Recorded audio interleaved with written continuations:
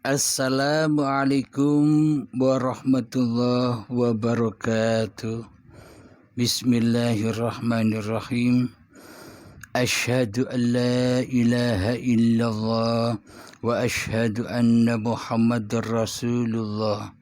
Allahumma salli ala sayyidina Muhammad wa ala ali sayyidina Muhammad. Rabbi syrah li sadri wa yassir li amri wahlul 'uqdatam min lisani yafqahu qawli. Amin. Bismillahirrahmanirrahim.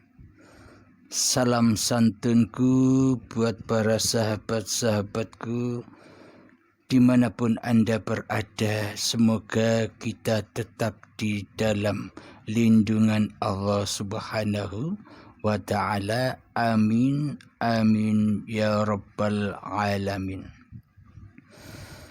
Bismillahirrahmanirrahim. Dalam episode kali ini kita akan mengkaji surat Al-Asr, yakni demi masa. Bismillahirrahmanirrahim. Wal 'asri innal insana lafi khusrin illa alladhina amanu wa 'amilus solihati wa tawasaw bil haqqi wa tawasaw bis sabr. Wal 'asr, demi masa. Innal insana lafi khusrin, sesungguhnya manusia itu benar-benar di dalam kerugian. Illal ladzina amanu wa 'amilus solihati wa tawasaw bil haqqi wa tawasaw bis sabr, kecuali orang-orang yang beriman dan mengerjakan amal soleh dan menasehati supaya mentaati kebenaran dan menasehati supaya menetapi kesabaran. Wal 'asr, demi masa. Masa yang bagaimana? Jadi masa yang dimaksud demi kehidupan manusia, yakni demi terciptanya manusia. Demi wa ma khalaqtul jinna wal insa illa liya'budun, yakni masa itu adalah di seluruh kehidupan kita ini selama ini. Innal insana lafi khusr, sesungguhnya manusia itu benar-benar dalam kerugian. Jadi manusia itu sangat amat rugi sekali di dalam kehidupannya. Karena di dalam kehidupannya masih beriman kepada hawa nafsunya daripada beriman kepada Tuhannya. Karena di hatinya diri manusianya lebih wujud daripada Allah sebagai pencipta manusianya. Coba kita hayati, coba kita renungkan, apakah mungkin ciptaan lebih wujud, lebih nyata daripada yang menciptakan? Apakah mungkin Allah kalah wujud dengan diri manusia kita? Sementara selama ini di patrapan hati kita, aplikasinya kan seolah-olah diri kita lah, manusialah, makhluklah yang paling wujud daripada wujudnya Allah. Karena Allah itu tiada, karena Allah itu gaib. Seolah-olah saja ada, Seolah-olah kita tidak mau bila Allah itu ditiadakan, seolah-olah. Tapi praktek hati kita bagaimana selama ini? Seolah-olah memang diri manusianya lah yang wujud daripada Tuhannya, bukan?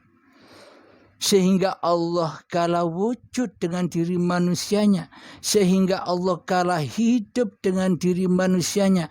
Seolah Allah kalah berkuasa dengan diri manusianya di hatinya selama ini. Inilah orang-orang yang merugi di dalam hidupnya. Karena apa? Karena di dalam kehidupannya selalu mensekutukan Allah dengan diri manusianya. Mensekutukan wujudnya Allah dengan wujud makhluknya. Mensekutukan hidupnya Allah dengan hidup makhluknya. Mensekutukan kekuasaan Allah dengan kekuasaan manusianya. Mensekutukan daya upaya Allah, la haula wala quwata illa billahnya Allah dengan daya upaya dan ikhtiar makhluknya, dan la haula wala quwata illa binnas makhluknya. Seolah-olah saja bilang la haula wala quwata illa billah, pada prakteknya tiada Tuhan selain aku. Bila benar pernyataan kita tentang la haula wala quwata illa billah, berarti kan kita sudah tak ada lagi. Berarti manusianya kan sudah tak kuasa lagi. Berarti manusianya kan tidak hidup lagi. Berarti manusianya kan tak wujud lagi. Yang wujud hanya Allah. Manusia kembali ke Adam. Itulah manusia yang beriman. Akan tetapi koreksi di dalam hati kita masing-masing. Selama ini yang ada, yang wujud, yang kuasa di dalam hati kita itu Allah apa kita? Hanya kitalah yang tahu itu. Jadi seumpama bila manusianya yang wujud di hati kita, bila Muhammadnya yang wujud di hati kita, bila kehidupan manusianya yang wujud di hati kita, bila kekuasaan manusianya yang wujud di hati kita, bila kehendak, daya upaya dan ikhtiar manusianya yang wujud di hati kita, itulah tanda-tanda orang yang sangat amat merugi, rugi besar.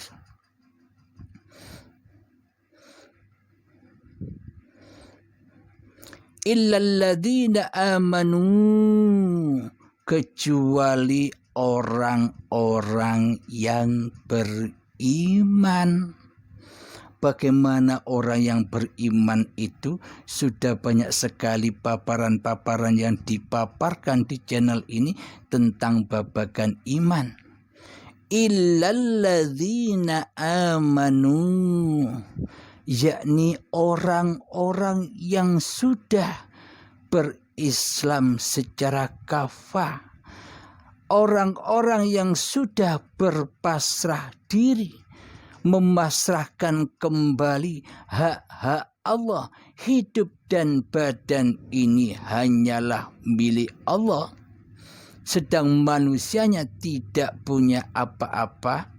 Maka itulah orang-orang yang beriman itu. Wa amilus solihati, dan mereka bisa beramal soleh. Bila hatinya sudah lillahi ta'ala, pasti bisa beramal soleh.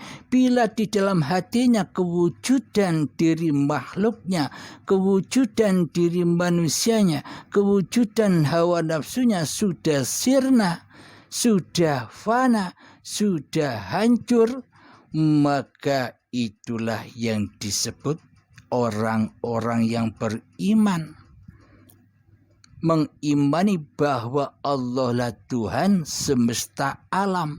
Mengimani bahwa Allah lah yang mentuhani kehidupan dan badan ini. Jadi mereka pasti bisa beramal soleh. Jadi yang dimaksud yang beramal soleh sudah bukan manusianya lagi. Bila masih manusianya yang bisa beramal soleh, berarti itu kan linas. Berarti yang menjadi Tuhan masih manusianya, bukan Allah.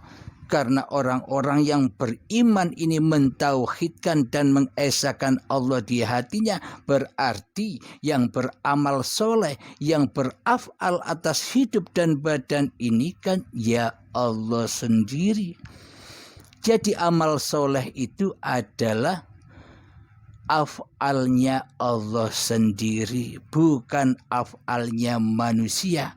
Bila afalnya manusia najis, kotor, tidak soleh, tidak suci, dan terputus dari rahmatnya Allah. Jadi yang selamat orang yang bagaimana? Orang yang sudah beriman, yakni orang yang sudah rojiun kepada Tuhannya. Maka ia dapat beramal soleh. Jadi maknanya sekali lagi bukan manusianya yang bisa beramal. Bukan li nafsi tapi lillahi ta'ala, ya af'alnya Allah sendiri. Itu yang dimaksud amal yang soleh. Wa tawasau bil haqqi.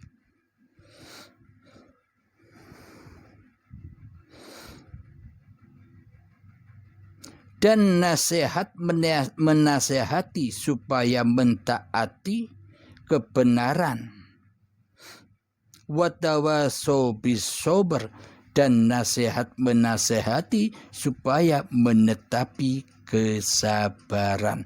Jadi pasti bila orang-orang yang beriman itu pasti bisa beramal soleh, pasti bisa menetapi kebenaran, dan pasti bisa sabar.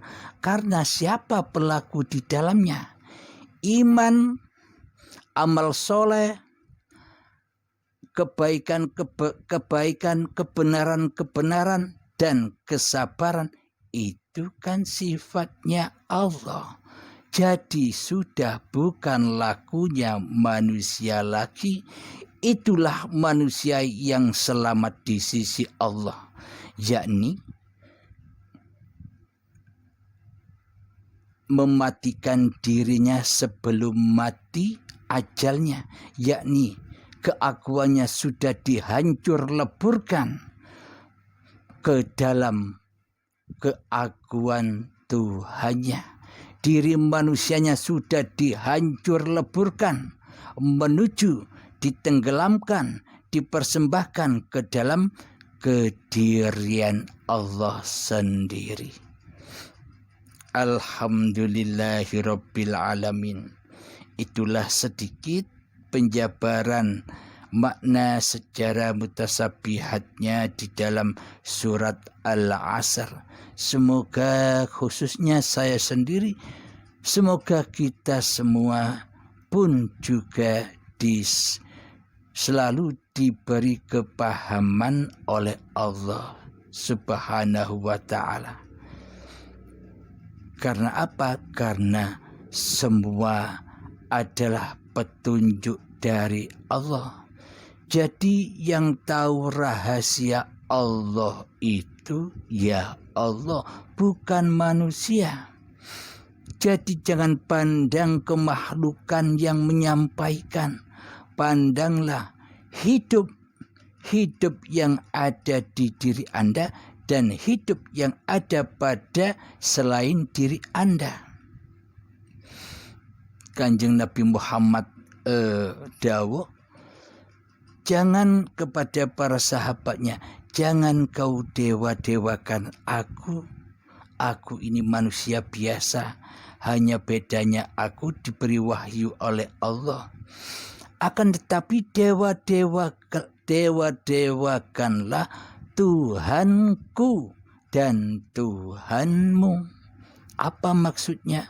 Dewakanlah hidup yang menghidupkan menghidupi badanku ini, dan hidup yang menghidupi badanmu itu, itulah yang kau dewakan, itulah yang kau imani, agar imanmu tidak tersesat.